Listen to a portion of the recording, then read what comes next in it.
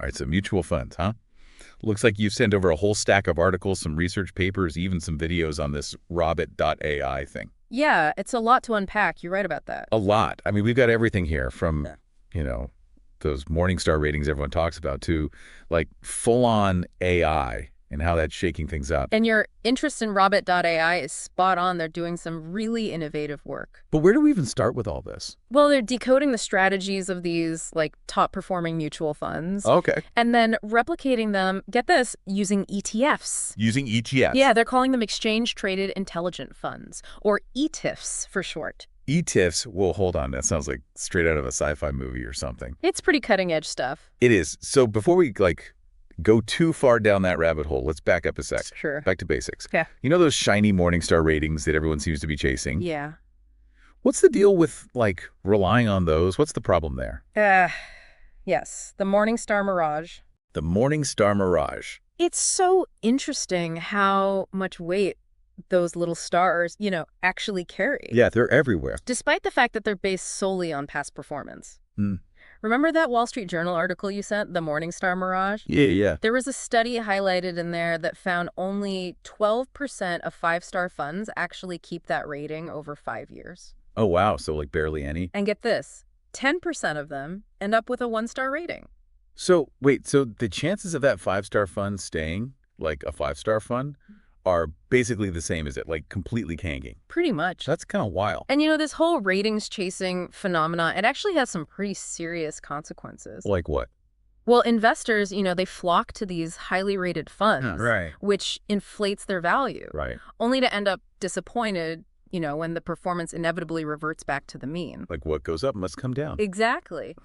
Remember that Hickory Hills police pension fund mentioned in the article? Oh, yeah. They put millions in a five-star fund. Mm-hmm. Well, let's just say that retirement planning got a lot harder for those officers. Ouch, yeah. That's a pretty harsh reminder that those stars can be fleeting. Yeah. So if Morningstar ratings aren't the be-all and end-all of investing, then what is? Yeah. This is where robbit.ai comes in, right? Exactly. Robbit.ai is using AI, artificial intelligence, to analyze the fund's holdings, their historical performance data, to essentially decipher the strategy, the underlying strategy, and then they replicate that strategy using a basket of ETFs. That's how they create the ETF. Okay, so I gotta ask, how can AI actually understand all the nuances of a human fund manager's strategy? Well, it's not magic, but it's pretty close. Okay. They use something called a hidden Markov model. The hidden Markov model. That sounds complicated. It is complex, but basically, imagine you're able to see the invisible hand guiding those fund managers' decisions, Okay. Understanding not just what stocks they pick, but why they pick them. So it's like seeing their thought process. Yeah, it's like reverse engineering a recipe, but instead of a delicious cake, you get a more efficient, more transparent portfolio.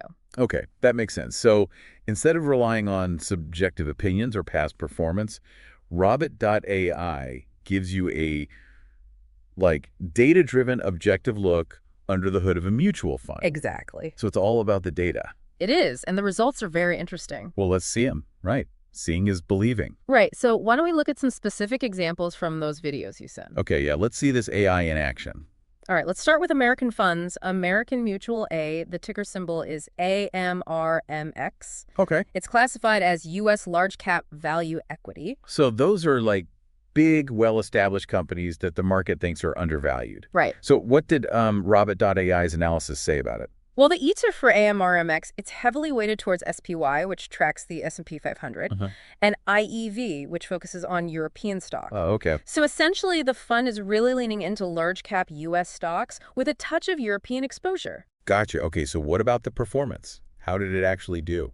So the fund itself had a return of about 158%. Not bad. But the ETF, replicating its strategy, get this, over 251% during that same period. Whoa. Okay, that's a big difference. It is. And what was this fund's Morningstar rating again? According to Morningstar, this one has a 4-star rating. Okay, so that is a significant difference in performance. Yeah. But, I mean, one example doesn't really make a trend. Right. Let's look at another one. Absolutely. How about Fidelity Low Price Stock, ticker symbol FLPSX? FLPSX, okay. This one's a U.S. mid-cap value equity fund, so we're talking medium-sized companies that are also considered undervalued. Low price stock, pretty straightforward name there. Yeah, straight to the point. So what did the ETF for this one look like? A bit more diverse, actually. Yeah. It primarily consists of SPY, again tracking the S&P 500, and then XHB, which focuses on the home building sector. So a mix of like broad market exposure and then a specific bet on home building. Okay, what about its performance and its Morningstar rating? Well, the Fidelity Fund had a return of about 137%. Okay. While the ETF clocked in around 225%. Again, the ETF comes out ahead. It does. It's like the AI found a better, more efficient way to like do the same thing. Yeah, it's pretty interesting, right? Yeah, it is. What else have you got? Well, let's shift gears a bit. Right. To a fund that's already an ETF, Vanguard Mid-Cap Value ETF, ticker symbol VOE. Wait, I thought like robbit.ai focuses on mutual funds.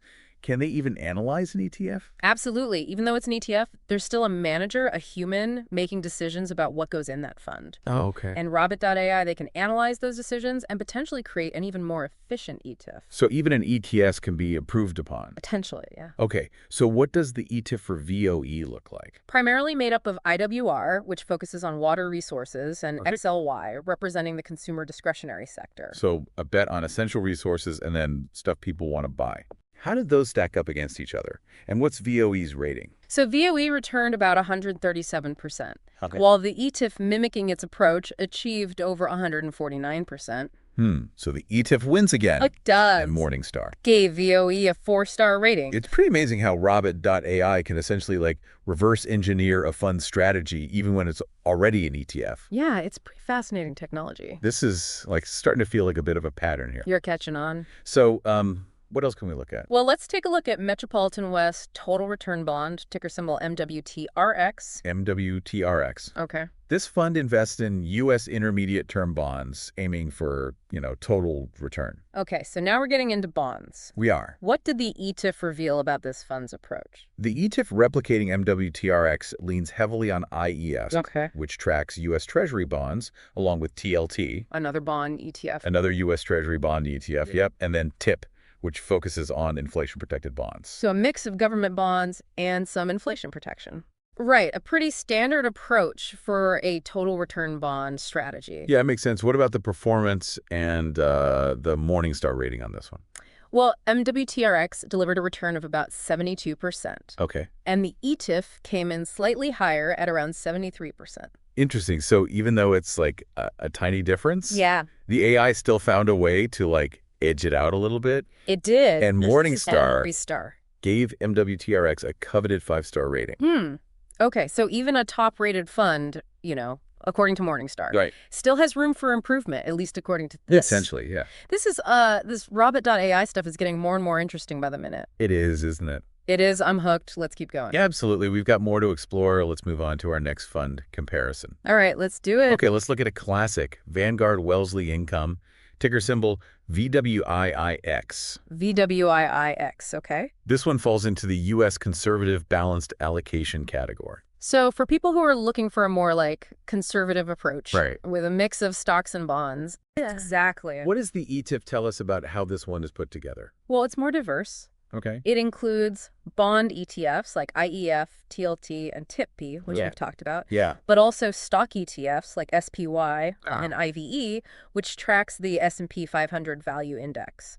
So it's replicating that balanced approach. With a mix of bonds and stocks. Yes, government bonds and both, broad market and value-focused stocks. Gotcha. So how did this conservative balanced fund perform compared to its ETF counterpart? Well, VWIIX returned roughly 79%, Okay. while its ETF delivered a significantly higher return of around 115%. Whoa. Okay, so even with a conservative fund, Right. the AI-powered ETF still shows a significant advantage. That is interesting. This is really making me rethink how I look at those Morningstar ratings. Well, it's a healthy skepticism to have, those stars are just one piece of the puzzle. Right. And robbit.ai is adding a whole new dimension to the analysis. Okay, so what do you say we look at one more? before we wrap up this part of the deep dive. Sounds good. Let's do it. All right. All right. For our final fund in this segment, let's analyze Vanguard Dividend Growth, ticker symbol VDIGX. VDIGX. Okay. This is a U.S. large cap blend equity fund, meaning it targets those, big companies, but with the focus on dividend growth. Okay, so a classic strategy for income-seeking investors. Yes, exactly. So what did the ETF reveal? What's in it? The ETF replicating VDIGX primarily comprises SPY. Good old SPY. Yep. Tracking the S&P 500, and then LQD, which focuses on investment-grade corporate bonds. So it's mimicking the large company focus, but adding in some fixed income. Exactly. Okay, I'm seeing the pattern here. Broad market exposure with a specific, twist. Right. But how did it actually perform, compared to the fund itself? Right. And what's VDIGX's Morningstar rating? Well, VDIGX had a return of about 191%. Which isn't bad at all. Not bad at all, especially for a dividend-focused fund. Yeah. But the ETF generated a return of over 231%. Oh, wow. That's a pretty big difference. It is. And Morningstar gave this fund a 4-star rating. Okay, so are you seeing a trend here with these comparisons? I think what's fascinating to me is how consistently robbit.ai's ETFs, they either match or they outperform the original mutual funds across various investment styles, sectors, and even Morningstar ratings. So it's not just a fluke. It doesn't seem to be. It's suggesting that maybe there's more to the story than just picking funds with the most stars. This is definitely making me question everything I thought I knew about mutual funds. I can't wait to see more examples. We'll dive into more in part 2.